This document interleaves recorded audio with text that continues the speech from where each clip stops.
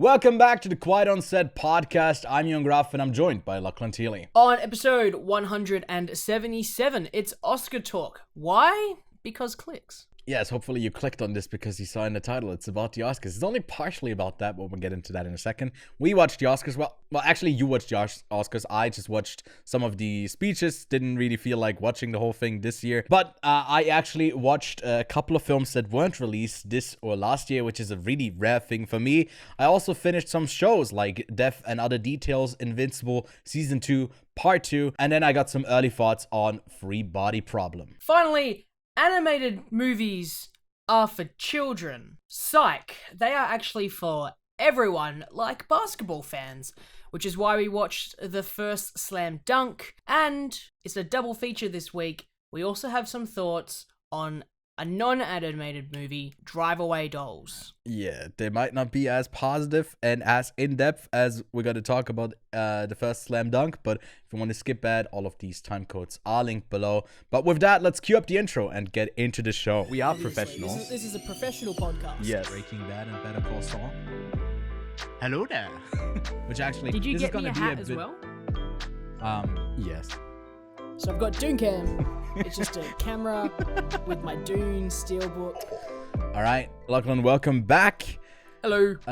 It's a Friday. We are doing our recording a bit on a different day. And last week we recorded on a Sunday, which was like right before the Oscars happened. So of course we're now a week late on actually covering what happened there, which is fine. I feel like it's fine because even then we were kind of set on, hey, this is likely going to happen.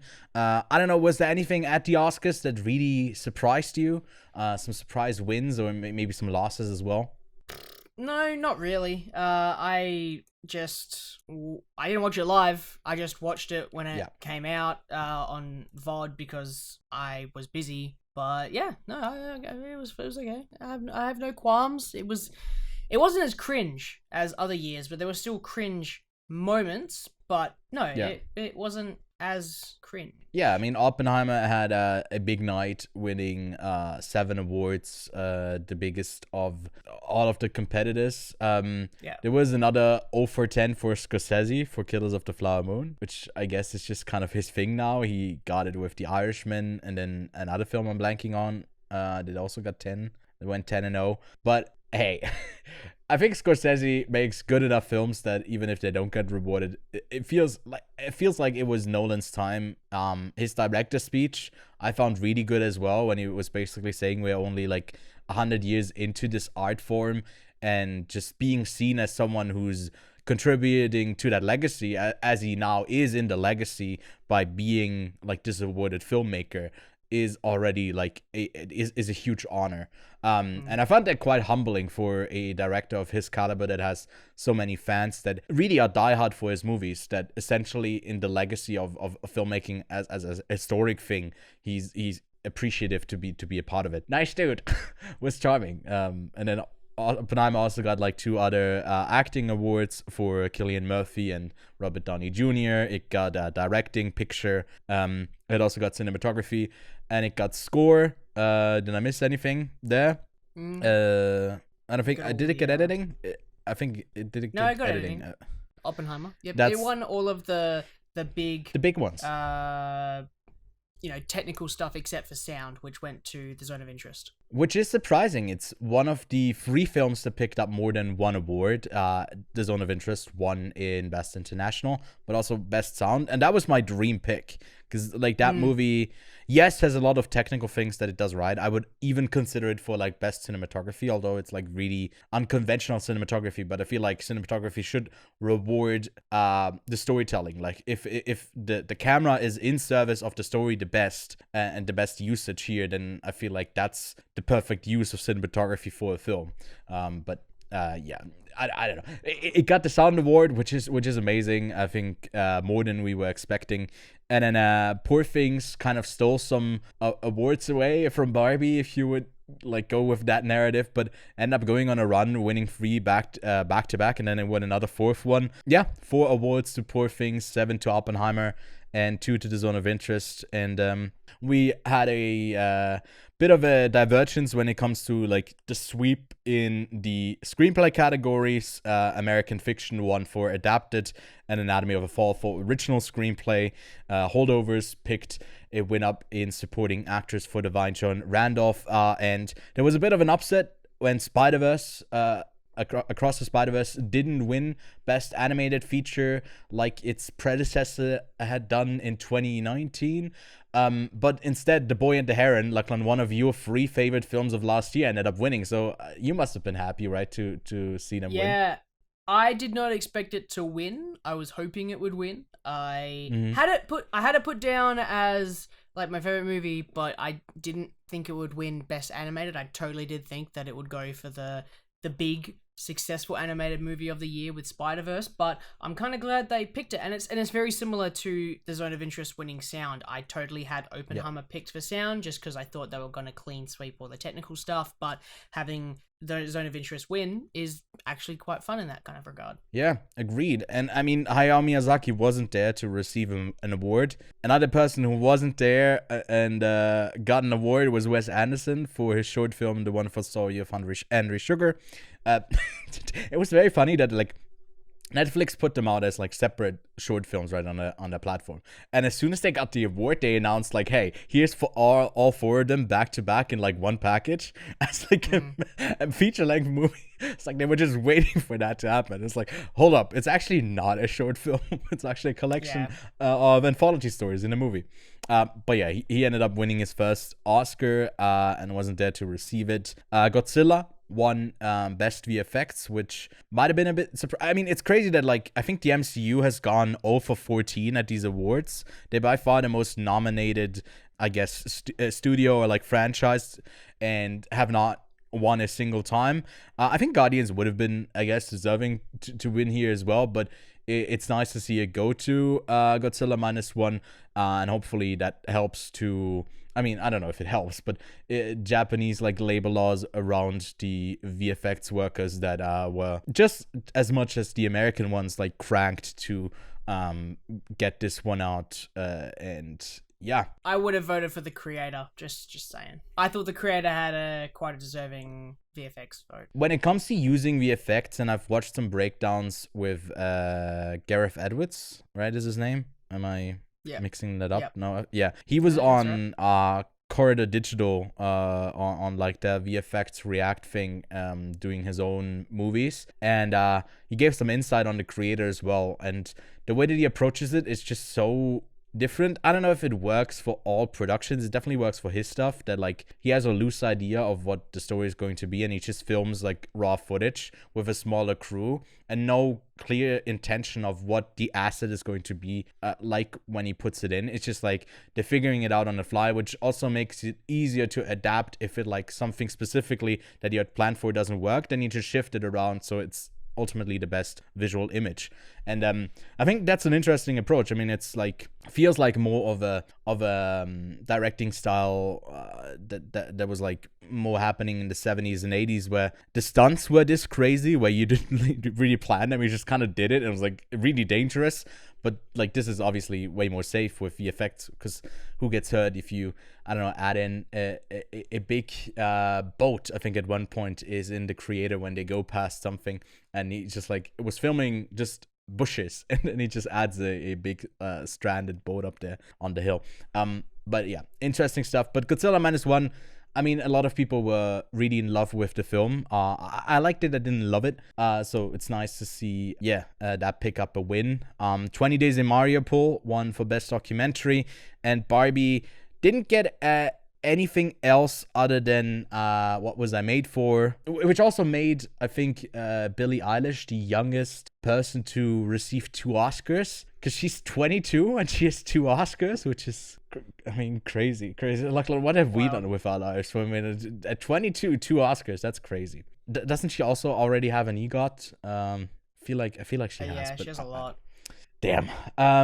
What was I made for, Lachlan? Richard Ken. No, but the highlight, I think, of the night everyone was waiting for is Ryan Gosling's performance of I'm Just Ken. And what did you think of it? Did it deliver? Yeah, no, it was extremely fun to watch. As I said, I don't think any of the moments were cringe, and there's definitely a different timeline where the performance was cringe, but yeah, I didn't mind it. Mm-hmm.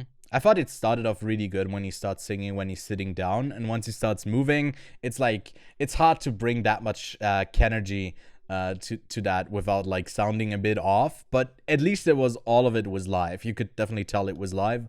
So I love how much he poured into that, and yeah, nice stuff there. And the last two films that won something were for the shorts in best documentary, The Last Repair Shop won. That's an actually pretty good documentary. I think that's probably one of the, like, it's not a bad win. In animation, I feel like in the last couple of years there was a trend that it just goes to the worst one, sometimes even in the live action short. But if Wes Anderson is in there, you can't really do much wrong.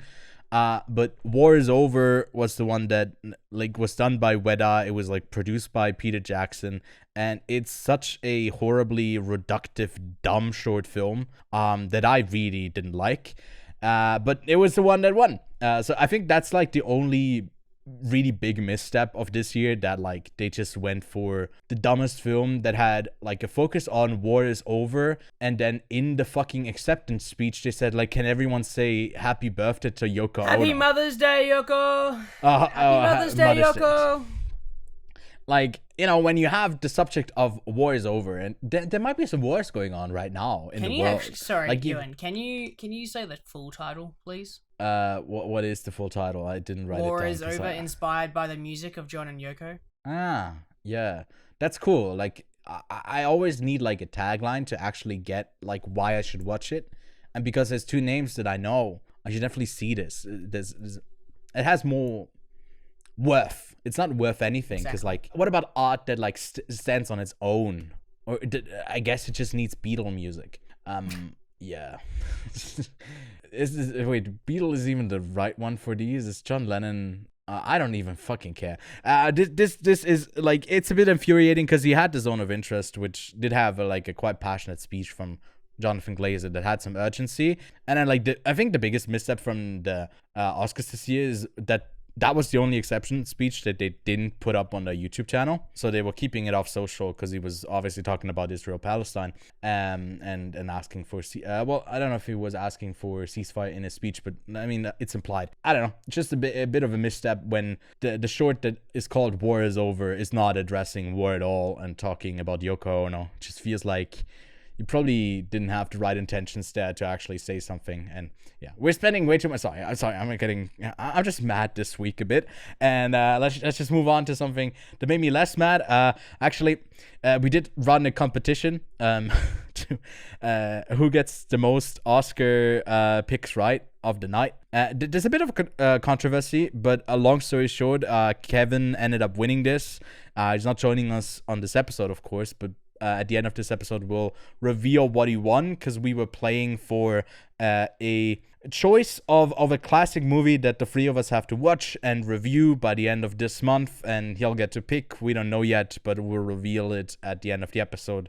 If you want to skip ahead to that, I guess you can in the time codes. And it was a bit rigged, I'd say, because he definitely lost his send-in his sheet early and got a lower score in that, but then he told us that later on he actually did his real one, and that one counted, and he had one more point that Lachlan and I did, because Lachlan and I tied with like getting 16 right and he's 17. This is so much inside baseball, but as you can see, it ticked me off a bit.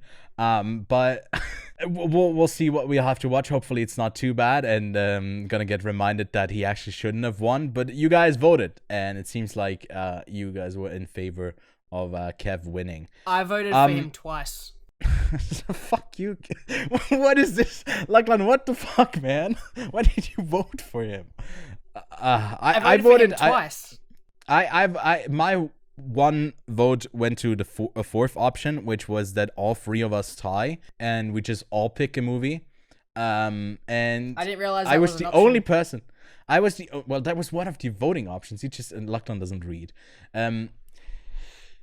anyways, it's done now. Kev, I'm sure, has a great pick, but I'm still in shambles. Next week, yeah, I'm definitely, if we do this again, I'll definitely try harder to like get everything right, because it's a competition now. But yeah, speaking of intense, there was a trailer that came out for the remake of The Crow that's out June 7th in theaters, with Bill Skarsgård as Eric Draven. I'm not familiar with the story at all. I just know that wasn't there like this fatal accident where the lead actor accidentally shot himself in the head? Just vaguely remember that. Here we get, I guess, a new take on this. Very bloody, very gory, very dark.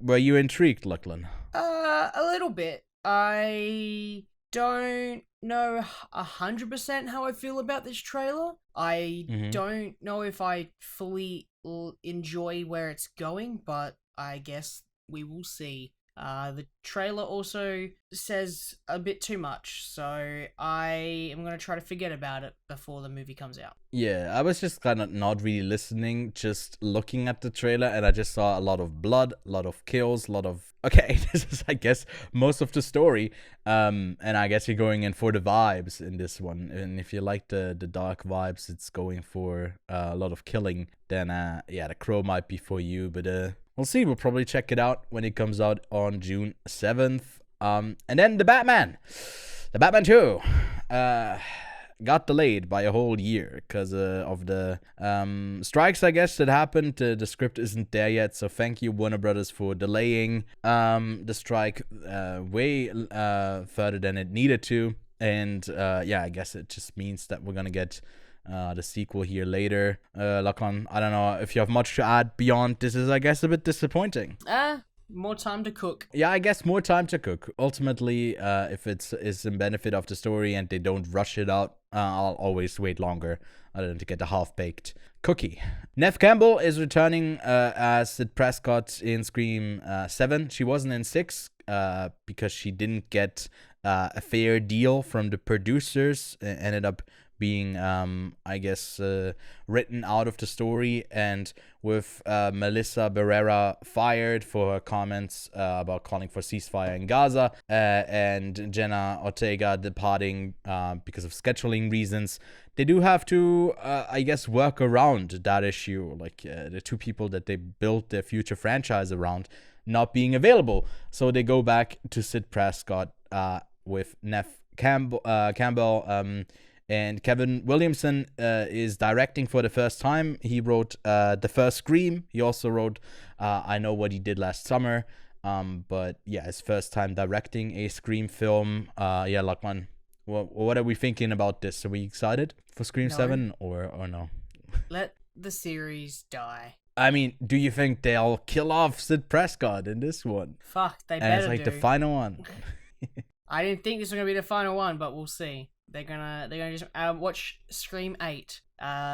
Neve Campbell has to go, and Jenna's back, and everyone's back. Everyone reset universe. We need to just reset the MCU, but the equivalent for the Scream universe. So the SCU, the Scream Cinematic Universe. We need a reset. We need an Infinity Stone moment. I feel like in Scream 8 you could go the Magic 8-Ball route and you have it from the perspective of Ghostface, but the way he kills is with a Magic 8-Ball, and he just asks like names of who he should kill, and he goes around killing them. And that's, or because it's so meta, it should have something to do with TikTok and the way that he goes about doing that, and he's actually just a phenomenon, and it turns out that everyone is Ghostface, and we are so caught up with getting internet famous that we kill each other over it.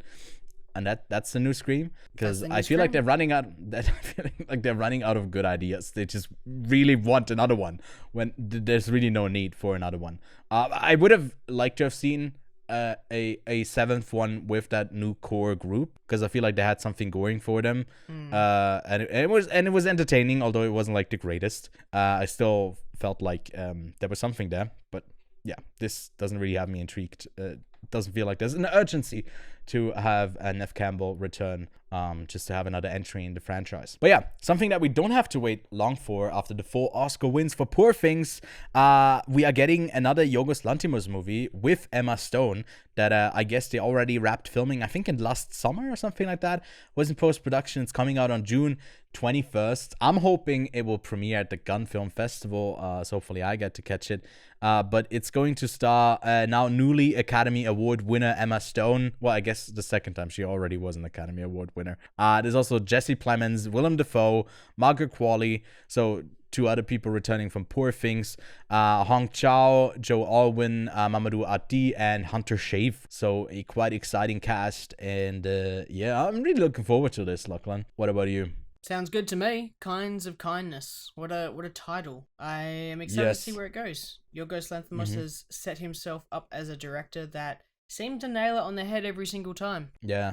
Even if it's weird, especially if it's weird, he seems to be kind of right in his métier there. Then in Noah Baumbach's next film, we'll get George Clooney alongside Adam Sandler and also Greta Gerwig thrown into the mix. So yeah, interesting set of people. Pretty like A-list talent, I'd say. Yeah, I'm a big fan of Noah Baumbach. I don't know, Lachlan, if you beyond Marriage Story have watched some of his other films. Noah Baumbach, I have seen plenty of his films. Yes. I've seen White Noise. I've seen Barbie. Yeah, I was about to say. I've seen Marriage Story. Yeah. I've seen The Hurts of It stories. I've seen Fantastic Mr. Fox, Madagascar 3.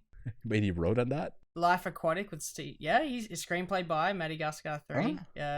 Europe's Most Wanted. Fantastic Mr. Fox. Yeah, I've seen his stuff. I don't know what you're on about, bro. As a writer, I mean, yeah, he's directing here. I guess not as much his directing work, but his writing work. Oh, you're talking about his directing work. Well, this is his next film, not just as a writer, but also as a director. But yeah, White Noise, Meyerowitz, and A Marriage Story were all directed by him. Yeah, I'm looking forward to this. Seems pretty fun. And Adam Sandler in, I wouldn't say maybe a serious role, because Noah Baumbach does like a lot of these family dramas that are also, there's humor in them. So it's not like Adam Sandler is doing all serious. But it's fun to see him paired up with another promising filmmaker. And then, yeah, Lachlan, I want to get your thoughts on this. A24 and IMAX are teaming up for a monthly screaming series. I'm back on screen. A screening series that will last throughout the year. It will start up with Ex Machina in the lead up of, I guess, Alex Garland's new feature that comes out in April, Civil War.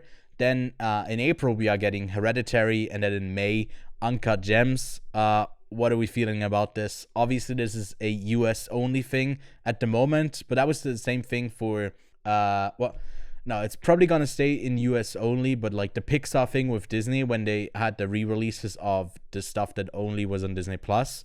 I saw in Aussie theaters that you actually were getting those as well. I assume this is not gonna happen this time because there's only 2 IMAX theaters in the entirety of Australia. But yeah, I feel like it's a sick idea, right? To put them on the big screen. Yeah, especially if they're being sort of reimagined for IMAX. I'd be very keen to see that. But they were shot on IMAX cameras, just not 70mm IMAX cameras, right? For these films, I don't know if all of these films were shot on. I don't know. It's probably like a bunch of these filmmakers shot on film. I don't know what the format was, but likely 70 if they shot on film, maybe 35. I don't know. But like because a lot of the IMAX theaters are actually in the 1:9 to 1 ratio and not in a 1:3, which would be way taller. Most IMAX theaters are just kind of made not for that premium experience of actually filmed on IMAX, and there's like an even lesser amount of theaters, I think like less than 10 in the States, that have true IMAX 70mm projectors. The rest is just sometimes even on a way smaller screen, like the one that I saw Dune on. So it feels like you're just going for the sound and hopefully like a really big screen. You can't really go for that true IMAX because those are really rare. And I think the closest one for me, there's one not that far away. It's like 4 or 5 hours by car for me, somewhere in the south of Germany. But you know, they're not as easily accessible. So I feel like it's just like big screen big screen version of these A24 films, which I mean is exciting enough. I can't see especially them on the IMAX. They're not in the lineup yet. Not from what I can see. I mean, especially Uncut Gems. Website. Yeah, no, I don't think it's gonna come on. I checked the Australian website as well for Melbourne, and I couldn't see it. I don't think they got it in the lineup. Yeah. Which, like, A24 is only doing stateside distribution. They usually sell the distribution rights internationally. That's kind of how they make them money as well. IMAX merch. IMAX merch. Yeah. We'd love to see it. I mean, they do a lot of merch as well. Yeah, that is true. But something like Uncut Gems, I feel like rewatching, but especially first time watches of Uncut Gems in IMAX with an audience is so much fun when that movie was, only on Netflix. And they're gonna do this throughout the year with more titles. If you had to like pick another A24 film, did you have one that you'd want to see in like IMAX? Oh, that's a great question. An A24 film that I'd like to see in IMAX. Tusk? I haven't seen that one. I just know of its reputation. Yeah, okay, cool. I don't think there's anything in particular that, like, because I don't think they've really got any super grand scale ones, but I guess something like, was The Norseman still A24? No, that was, I think Universal. He moved on for it, yeah. I was going to say, because that would have been sick to see that one, but, yeah. Yeah, I think The Green Knight would be sick on the big screen. You got to me on that. Fuck me. You got me there. Yeah. I don't know why I didn't think of that one. I would have. Great. Yeah. I mean, this is a couple that would just look gorgeous. Like The Last Black Man in San Francisco. It's such a beautifully shot film. That would be a fun one. X as like a big slasher in IMAX. Wouldn't say no to that at all. Moonlight's really pretty. Everything Everywhere at Once, I assume already had maybe some screenings in IMAX, some exclusive ones on their run, but probably not. But I don't know.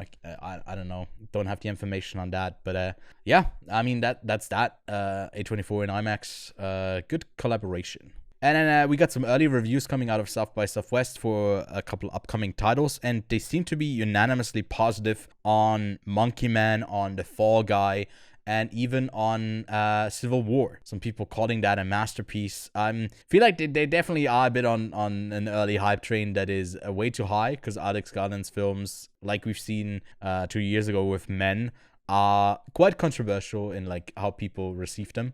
Some people actually like really dislike them. I feel like it's not going to be different for such a topic of a US civil war being depicted in the film. It's going to stir up some discussion. But I'm looking forward to all of these. I just thought that like one of these are bound to get like pretty mid reviews, but no, they've all been like really, really positive. So yeah, looking up at the schedule that we have reviewing these films, they're all like basically coming up in April. Apart from, I guess, Fall Guy, which, 1st of May, I guess. Now, all of April's releases, 3 of them. So really looking forward to these films. And Lachlan, I assume it's going to be the same for you. We're busy, even though I'm away for a week in April. I got to do a lot of catching up to do. Yeah, is there like one of these 3 that you're looking forward to the most? The hype around Monkey Man is pretty cool. It's Dev Patel's directorial debut, so I'm kind of keen to see that. But I will happily go for some more Gosling. I'll eat that shit up. Give it to me all day. I will just munch on that shit. So gobble. And Civil War does seem kind of exciting, but Men kind of did put me a little bit off Garland, and I haven't had as much fun in something. I tried watching Devs the other day, which I know we're about to what we've been watching, but yeah, I can talk about that in a second. Yeah. By the tease, I feel like it's not going to be that positive. But I'm going to go with Monkey Man if I had to pick like between the 3. And I wasn't really intrigued by the Fall Guy trailers so far. If everyone's been loving it, doesn't really tell me much, because I don't know if it's going to be up my speed. And Civil War could be very hit or miss. And I mean, if it's just thrilling enough, that's fine. It doesn't need to be like this deep movie analysis of like opposing structures in the political system in the States. I feel like if it aspires to be that, then it's bound to fall short in some sort of way. But that's it for the news this week. Please, if you're on Spotify, leave us a rating over there on Apple Podcast. Helps to put the show out there and get us into those festivals like South by Southwest, Venice, or even Cannes. And if you want to support us further with the films we're going to talk about later on, then you can go check out the Amazon links that are in the description. If you click on those and purchase the film or anything else, then we get a kickback from it, so you can kind of indirectly support us without actually spending money on us directly, and helps out a bunch. So with that shilling out of the way, let's get to the stuff that we've been watching this week.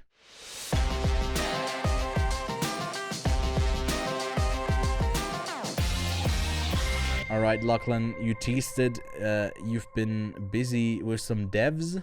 And, so what can you tell us about it? I watched the first 20 minutes, and I shit you not, in this particular order. The show opens on a conversation with two characters, and they go, "This encryption is not as good as this," yada yada yada. Immediately alienating me from these characters because they're talking about stuff that just isn't interesting, right? They're just nerd shit, showing how smart they are. So I do not give a flying fuck about these characters. Then it leads into a scene where one of them has to present this new technology breakthrough to the CEO, and it all goes pretty well. And if I'm honest, everything else about the show, it was pretty intriguing. There's some really cool visuals to it.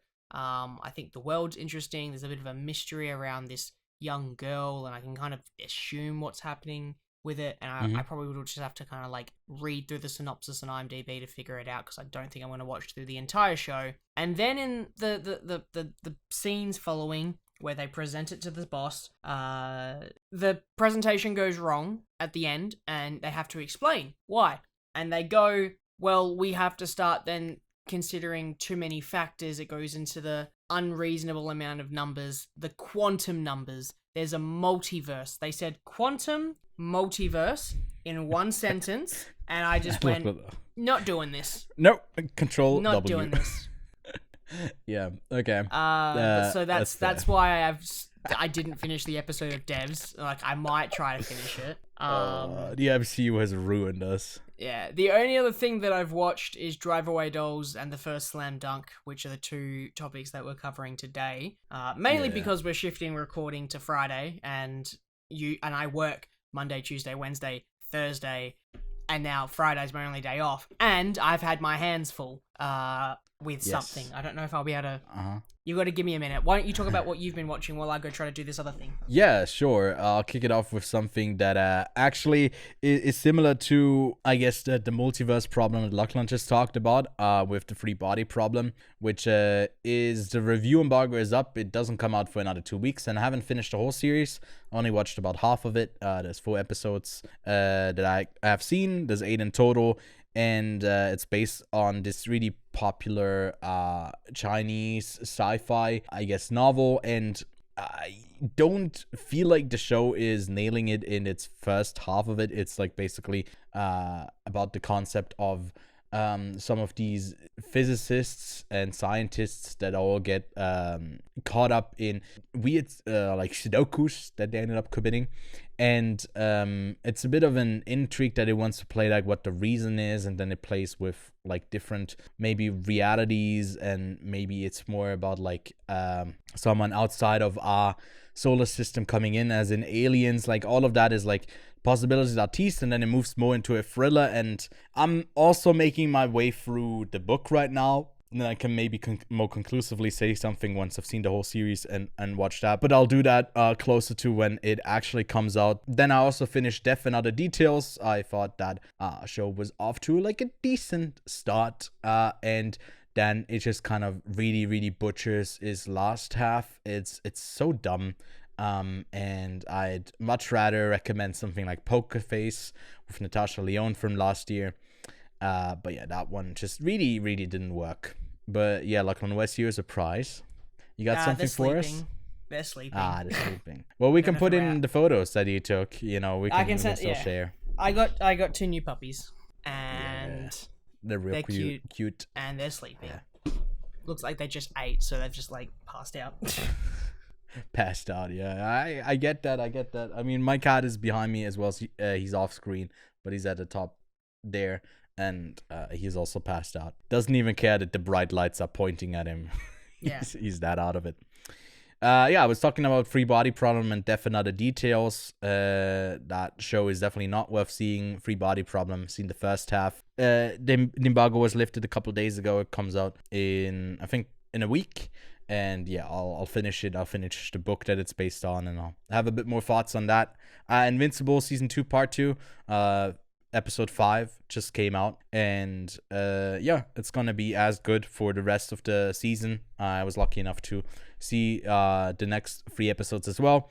And can't wait for Kev and you to catch up on that. Because it's a really fun show. It's really good. I think the animation is sometimes very limited, but they even have, I don't know if it's the first half or this half, where they kind of point that out as well. They're like getting meta with how they do the animation. I don't know, maybe it was the first half. But really good show overall.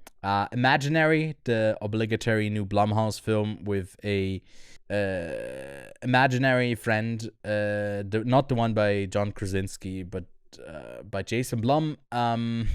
It's really bad. I don't know if I have anything to say beyond it's just really bad. It is as bad as the trailers looked, and that's that for Imaginary.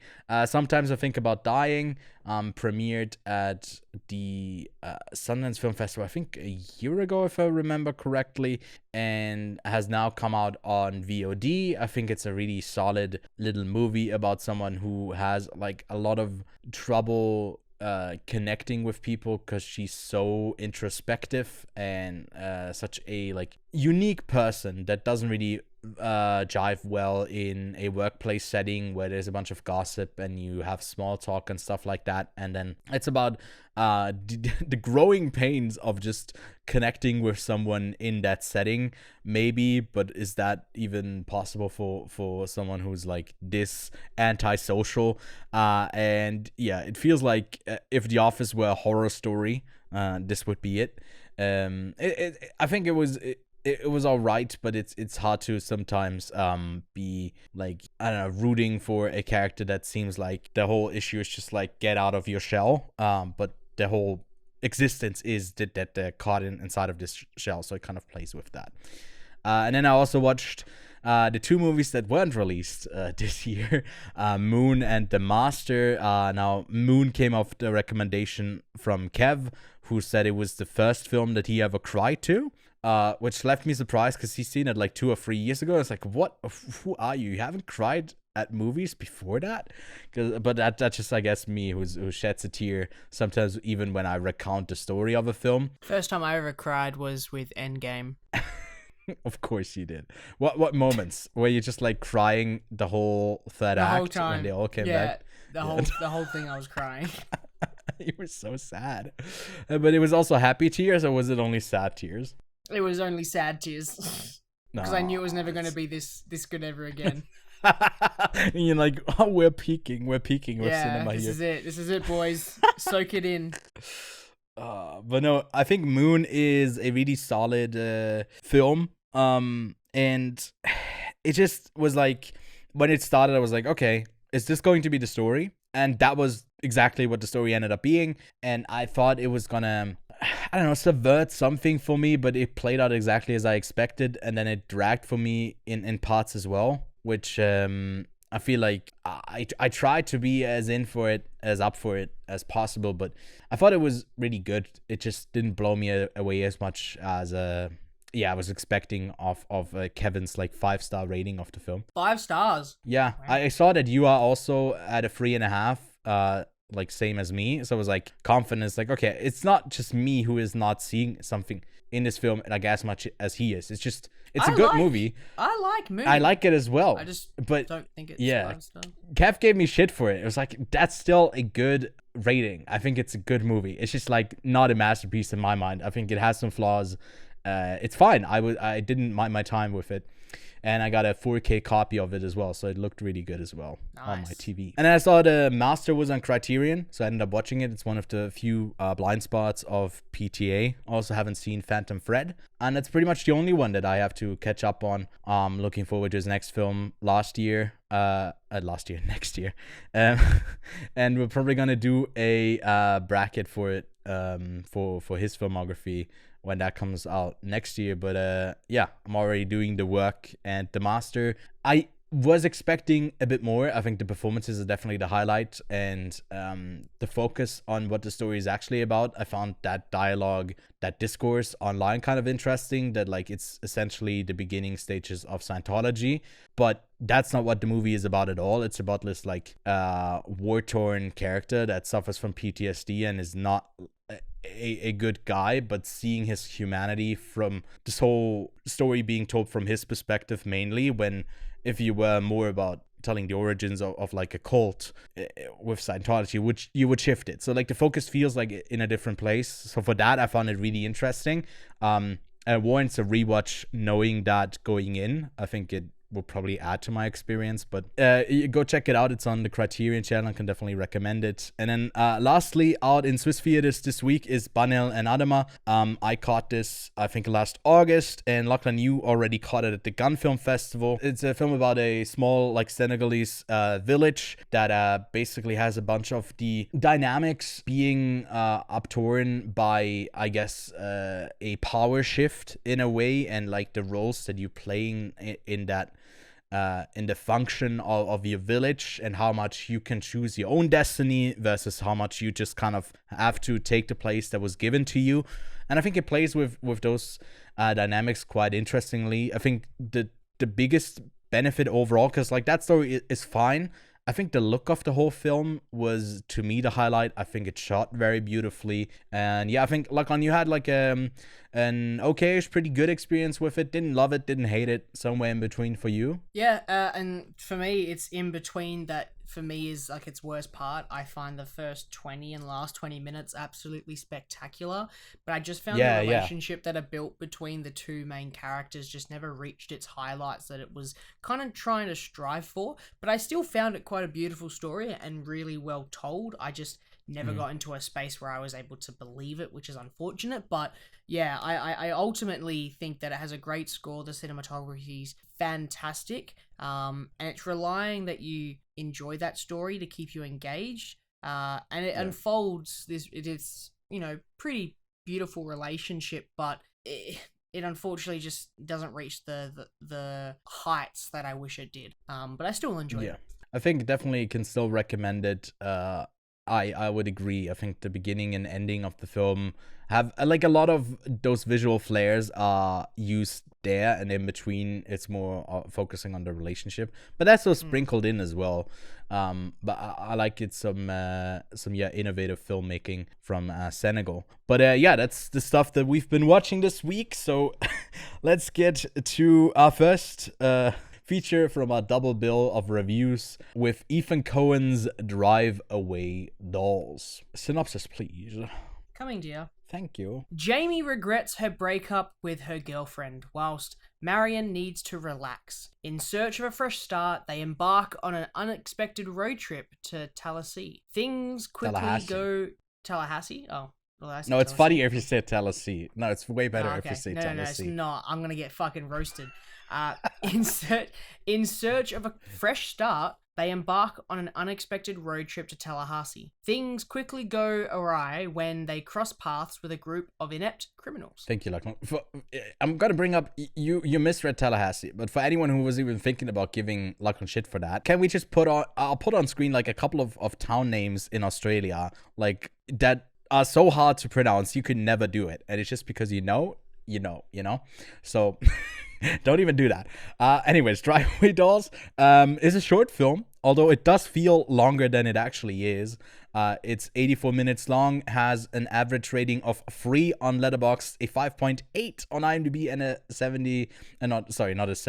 57 on Metacritic. And it's directed as a solo effort by Ethan Coen, the one-part duo of the Coen brothers, with his brother Joel, I guess, being focused on tragedies, those of the Macbeth kind, and Ethan wants to be the silly between the two, and he's more caught up with the comedies. Yeah, Lachlan, I think we can get it out of the way straight away. I didn't finish the movie. He didn't finish the film, because it was a pain. It was a pain to get through, right? It was difficult. It was hard. I didn't finish the movie. Right. How far along did you get into it before you were calling quits on it? About 40 minutes. So you got past the Pedro Pascal scene. That's the first thing that happens, by the way, in the film. It's out on VOD, on premium VOD at the moment. I can't say I'd recommend you'd spend like $20 on it to go see it right now digitally. I definitely wait like a couple of weeks until it comes down if you really are a Coen-Brother completionist. But I guess we're gonna get a bit into spoilers here as well. If you don't care, I feel like you shouldn't care. Maybe we can get more specifically why you quit the film, why you were just like, this is not for me. There's better uses of my time than watching this. So there's a lot going on in this film, and I honestly do not have a good reason to dislike it. I just have an explanation. Let's draw a line here, okay? Mm-hmm. From this side of this piece of paper to this side of this piece of paper. This is a representation of what is sort of able to be believed and what is sort of able to be comprehended as, what's the word I'm looking for here? Not like withstandable, but... suspension of disbelief, like that sort of thing? Yeah, but also like everything that happens in this section here is in the context of a film believable. So as an idea, I got what you mean. Yeah, as an idea, if you were to watch a movie such as Sharknado, right? It sets up its rules. It sets up that this is going to be a crazy, ridiculous ride, and it has still obeying many rules to filmmaking makes a movie. Black Dynamite, it's another campy comedy. Austin Powers has its limits, but it's still a really well-edited movie, but does go beyond the realm of possibility. Mars Attacks, Snakes on a Plane, Team America, Grindhouse, From Dusk Till Dawn, Natural Born Killers. These are all films that are quite insane, but they fit in this here, even though some of them go out of this world in terms of story, concept, etc. Unfortunately, Drive Away Dolls sits here, outside of that world, and does not make any of its time enjoyable because it's constantly trying to throw so much at you. It's like, look at this superstar here. Look at this MTV acid trip montage for no reason for 20 seconds. Yeah.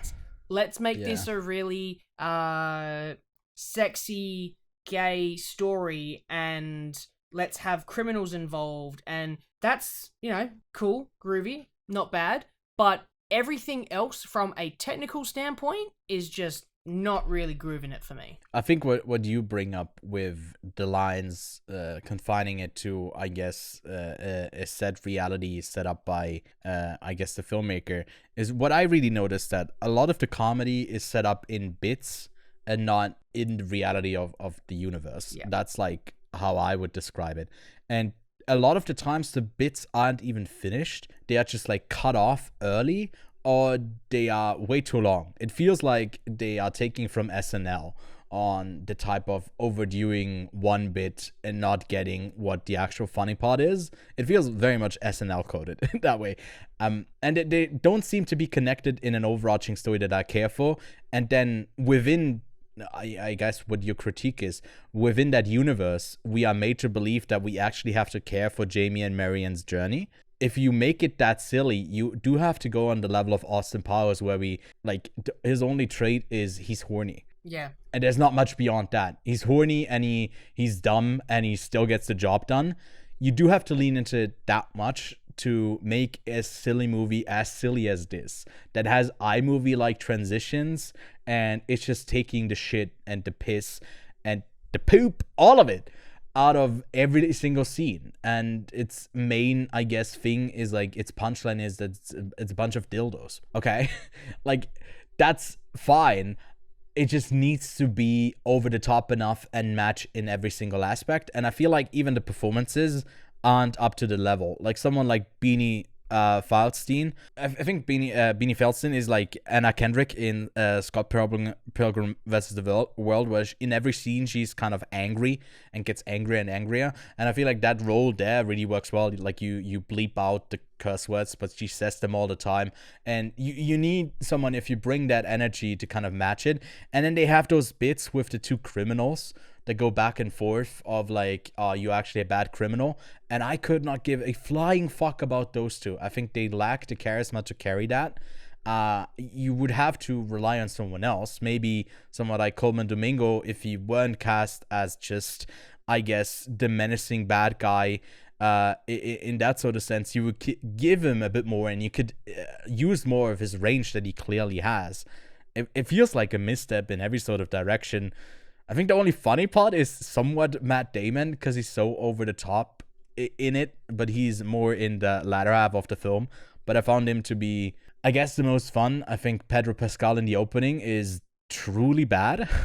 His performance is really bad. I don't know what it is, but it's so off. And yeah, I was invited to the Universal press screening room at their like own headquarters for this, so like it felt weird to be there because I wanted to leave, and I was like, no, I'm gonna give this film the benefit of the doubt. I feel like it still is maybe in moments funny, but ultimately it's such a big misfire that even if it lands a couple shots, you still have so many bullets next to your gun because it fired off so many without hitting a target. Disappointing, because this was one of my anticipated films of 2024. I thought, hey, we got a really good film from Joel that we both adored when it came out, I think in 2021. And yeah, it feels like Ethan works better when he works with his brother. And I don't know if he works by himself. But yeah, those are our thoughts on Drive Away Dolls, unless you want to add something to it other than, I guess, you're rating halfway through, or you're not going to rate it because you didn't finish it. I don't really want to rate it because I haven't finished it, but yeah. Yeah. It gets unrated out of 5. Nice.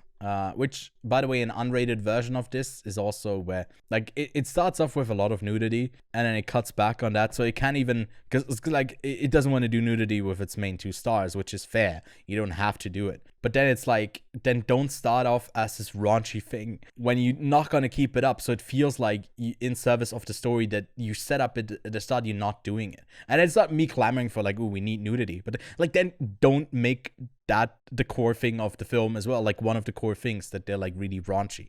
It's just, yeah, it doesn't work. It's too squeaky clean when it wants to be dirty. And I know it's trying to be a B movie. I know it's trying so hard to be a B movie, but you'd kind of expect that you don't have to make a B movie at this level of skill. Like, we don't know ultimately, Ethan and Joel, which one of them has the creative input towards different ideas. We do know that they are talented, and we do know if they need help, they can just call up dear old brother and just say, hey man, I have an idea, I need help, and they could probably collaborate. But yeah, look, I'm not against B movies. As I said, I love Jerry Seinfeld, Sharknado, Black Dynamite, Austin Powers, Mars Attacks, Snakes on a Plane, Team America, Grindhouse, From Dusk Till Dawn, Natural Born Killers. I love these movies that are very B-grade-esque, and some of them not so much more than others, but there are certain times where this is like, what, C-grade?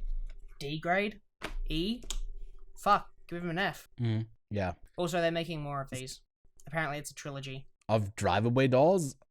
Ethan Cohen is working on a lesbian B movie trilogy. Oh god. Oh, please no. I mean, it's gotta be... No. On his it can only get better from this. Honey Don't, which is the film continues. No. That's tragic. Yeah, I didn't know about that. I didn't know that he was digging the whole figure. That's, yeah, actually. Big hole. Look at them. Honey Don't. Yeah, that's disappointing. Because I would love to see Ethan and Joel work together. I think they've made some great films, and I want to have a reason to give the films that I haven't seen from them a watch. Always for a bracket. I'd always love to do deep dives into the filmographies of filmmakers, but they're not giving me reason enough for the solo efforts to, I guess, do that. At least on Ethan's side. I moved my rating down from a 2.5 out of 5 to a 2 right now. It could honestly go even further, but I feel like I did have some laughs in there. It's not all bad. It's just like not good at all. Let's move on to something a bit more positive. The first slam dunk from Takahiko Unue. I probably butchered that name, but I just want to get the director out there because he was also the one who wrote for the manga, for the anime adaptation, for the anime movies that they did, and he's now directing this really stunning looking movie adaptation of the first Slam Dunk.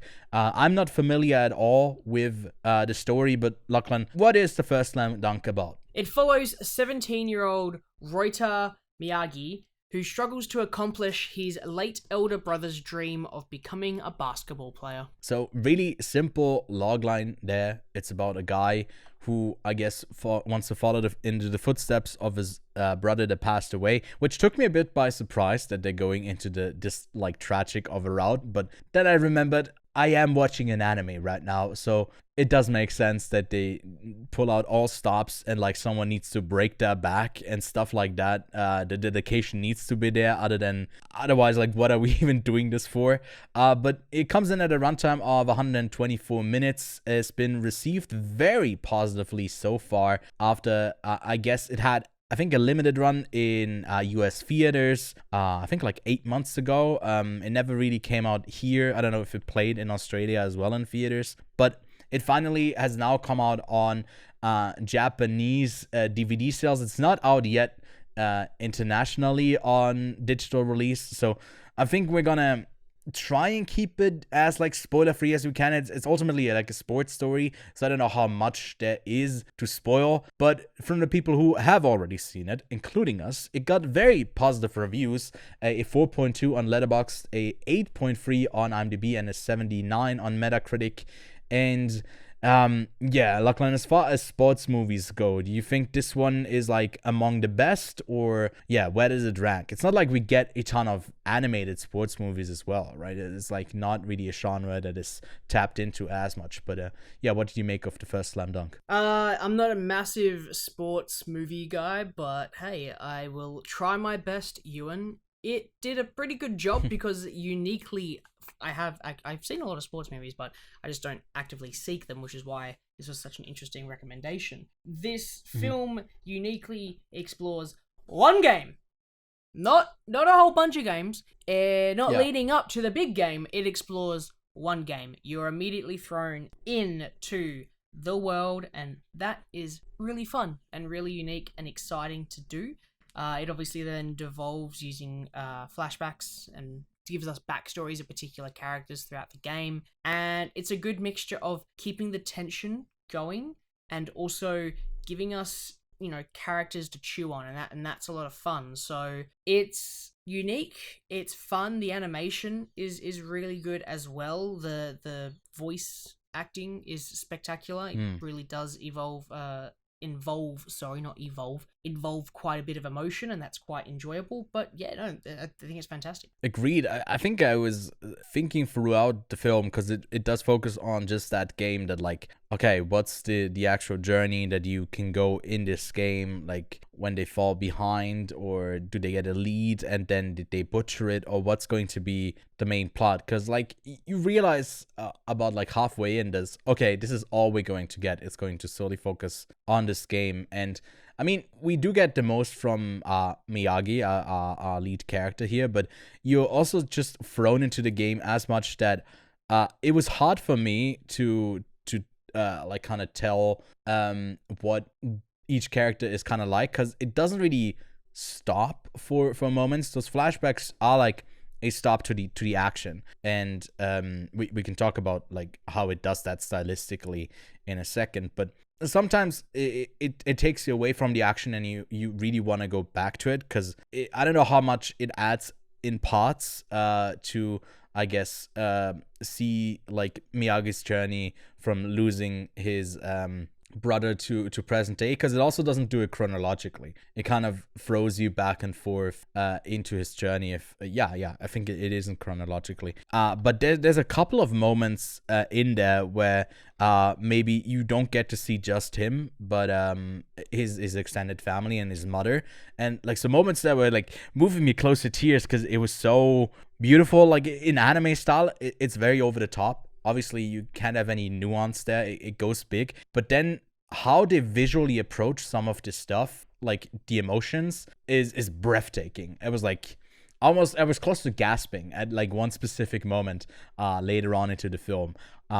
So I don't know how you felt about like the breaks in between the sports segments. Did you like them, or did you want to go back to I guess the action films? No, they feel, because you can't have action all the time, and if you're having one game, you can't really have that run for the entire runtime, so it does break it all up and let you sort of believe it. The only downside I would say is that it makes it like the 2-minute countdown feel like it's gone for like 20 minutes, not 2 minutes, but other than that, it's fine. Yeah, isn't there like a thing in anime where like, wasn't it Dragon Ball or something like that, where they charge up for like an entire episode, they're not actually doing anything? Yeah. So it is very anime coded, but I gotta say the way that the visual storytelling is approached in the basketball game, I don't know, there's nothing to compare it to, and I haven't read the manga, I haven't seen the original anime series. It had me really intrigued because I was wondering if we just get glimpses of these characters and they're a bit more explored maybe in the anime where they have more time with them. I don't know if this has any similarities, if it's a remake, if it's completely different. I have no idea, and I didn't really do the research on that. I was just kind of taking it in as its own thing. But this might be like the most exciting sports thing that I've ever seen, like in a narrative form. I think it is that thrilling. It's so well done. How do you feel about like the passing, the shooting, the dynamics, the banter on the field, the dedication, all of it? It honestly, for me, it felt like they recorded a live game and then they edited it, so they like had the movements there. Right. The character, like people knew what they were doing. That's how fluid and smooth it felt to me. So that is a testament to the animation. I don't know if they actually did that. That's how it felt to me. They definitely like probably did close attention to this with the original series, and I assume they just have a lot of the animator talent bleed over from the projects like a while ago that maybe understand those. Like I don't know if anime does that where they film like original plates and then use it as reference, but I mean it could very much be. It was like, it was crazy how real it felt at moments, and then it didn't completely take me out when they went like over the top with some of the it still felt like, speaking of Drive-Away Dolls, like within that universe that they created, it was like going to breach outside of what's believable, but it kind of still was mostly within that, and it didn't really take me out of it. It was just really thrilling to see that match unfold. Anything else you wanted to touch on? Not really. It's a very simple story, but it's extremely well done. Agreed, yeah. And like at parts, I was maybe even considering critiquing that it is that simple, that it wants to add like the narrative thread of the family just for the sake of having like a dramatic through line. And I did feel that it was like one or two scenes that I didn't like at all in those flashbacks, and then a couple of really good ones. But yeah, Lachlan, you got your rating for the film already, or anything else you want to talk? 4 stars. 4 stars. Shout out to Kev for the recommendation. Yeah, thanks Kev for that. I'm somewhere in between the two of you. He gave it a 4.5, by the way. Shout out to Kev. I also gave it a 4.5 because you can't go in between on Letterboxd, but truly it's somewhere in between a 4 and a 4.5 for me.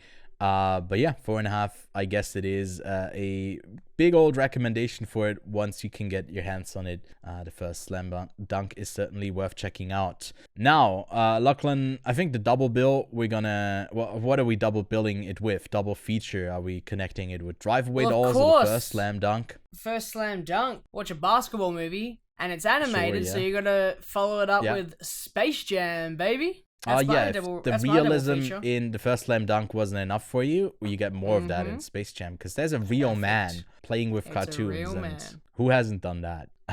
Exactly. It's just Space Jam or also a new legacy that you're putting? No, just Space Jam. Forget the sequel. Just except for Lola. Okay.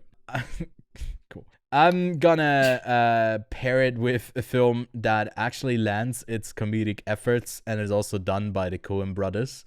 Just a reminder that they do have the sauce. Just sometimes, it feels pretty dry. But The Big Lebowski, such a fun film. Definitely worth revisiting. I think it still holds up. I watched it last, I think, a year or two ago. Really fun film. That's my double feature pick. Then, we do have a couple of new releases this week in the week of March 18th to the 25th. On VOD and digital, we are getting Wim Wenders' documentary Anselm on the Criterion channel and on VOD sale as well. Bob Marley, One Love is going to be available on Premium On Demand. Inside the Yellow Cocoon Shell had a gun premiere last year, a 3-hour-long Vietnamese movie that Lachlan and I both missed. Couldn't get another 3-hour film into our schedule in Gun. It was a very, very long year of movies. So we are looking forward. 3-hour movie. Yeah, just give us a shorter year, please, when it comes to the movie length. I know we're not getting a Scorsese film this year, so that's already like taking off a couple of hours. On March 20th, we are getting the somewhat odd remake. I don't know what it has to do with the original of Roadhouse over on Prime. Then The Monk and the Gun, the Bhutanese submission for the Oscars that didn't end up getting a nomination from the same filmmaker who did a Yak in a Classroom, is The Monk and a Gun. It's going to be out on VOD this week as well. And then on Netflix, we got Shirley, the story of the first black congresswoman, Shirley Chisholm, that is going to land on Netflix. Then out in theaters, we got Ghostbusters Frozen Empire and the re-release of Luca. In US theaters. In limited release in the States only, we get Femme, really solid film that I can recommend that I caught at the Zurich Film Festival. And then Late Night with the Devil is out in limited release in US only. But for those clamoring to see it themselves, like myself, it is going to be out on the 19th of April on VOD. So I'm looking forward to that so I can check it out as well. And then Immaculate is also out in US theaters, but also in Australia. That's the latest horror flick with Sydney Sweeney. And no, that's not Madam Web. Although it is horrible, it's no horror. Out in Swiss theaters, the aforementioned Banel and Adama is out. And then The Hypnosis is out. We got one of the actors who was in The Worst Person in the World returning. It's a Norwegian film, a debut feature.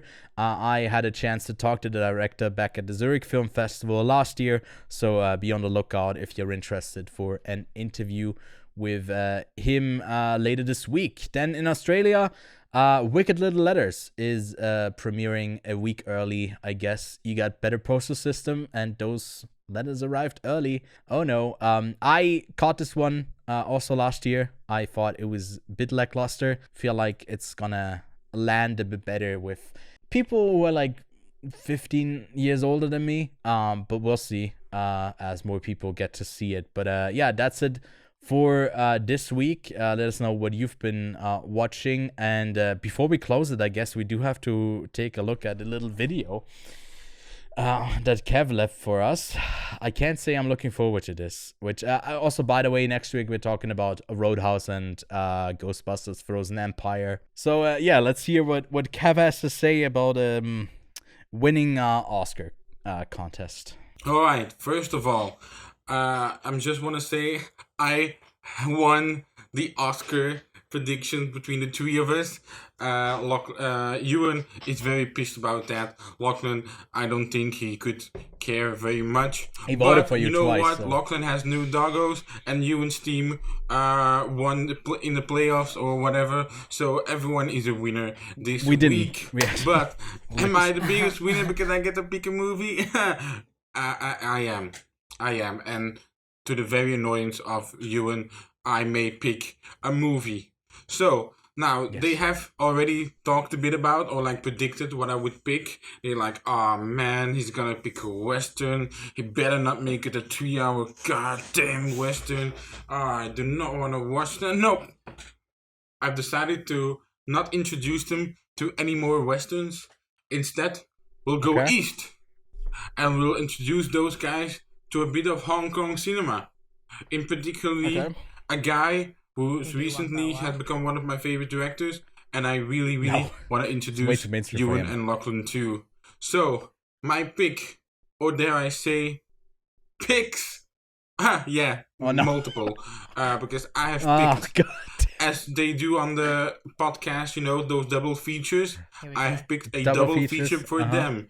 I've picked Election and Election 2 from Johnny To, 2005, 2006 movies that to me are the equivalent of the Godfather movies. I absolutely adore those two movies and their bigger meaning inside the realm of the political world in Hong Kong in the terms of the Hong Kong film industry. And that's why I think it will be a very interesting topic to talk about on the podcast, educate ourselves a bit more, educate the viewers a bit more, and in the result, everyone gets to learn more and watch two phenomenal movies. So those are my two picks. I'll see you guys whenever I come back.